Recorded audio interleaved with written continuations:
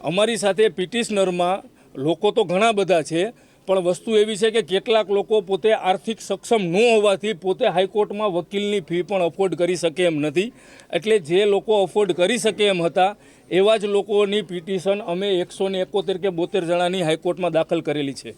કોઈ લોકોની સ્વતંત્રતા ઉપર તો હું તરાપ ન મારી શકું, પણ મારી પોતાની વાત કરી શકું કે આ રેલીમાં હું પોતે નથી જવાનો. કેવીએટ એટલે એક એવી વસ્તુ છે કે કેવીએટની અંદર મામલતદાર સાહેબે કોર્ટને એવું કીધેલું છે કે આ લોકોને કોઈ પણ તાત્કાલિક ડિસિઝન કોર્ટ સીધું ન સંભળાવી દે, જેમાં અમને સાંભળવામાં આવે, એટલે કે સરકારી ખાતાઓને સાંભળવામાં આવે.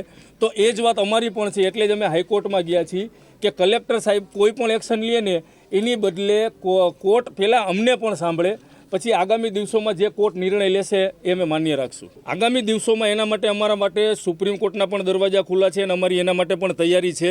જો આગામી દિવસોમાં હાઈકોર્ટમાંથી અમને કોઈ જાતનું એવું કહેવામાં આવે કે તમે આ વસ્તુના હકદાર નથી, તો અમારા માટે સુપ્રીમના દરવાજા ખુલ્લા છે.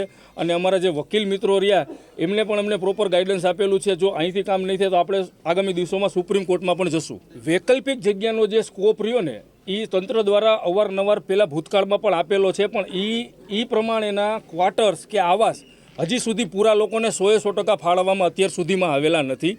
અને જ્યારે આપણે બીજી બાજુ જોવા જઈએ તો અહીં જે એક નોટિસની અંદર એક મકાનની અંદર 3 પરિવાર અને 4 પરિવારનો જે સમાવેશ થાય છે, તો આપણે પણ સમજી શકીએ કે આવાસના ક્વાર્ટર કે બીજી વૈકલ્પિક જગ્યામાં 12 કે 15 જણાનો પરિવાર એક બેડરૂમવાળા મકાનમાં ન રહી શકે.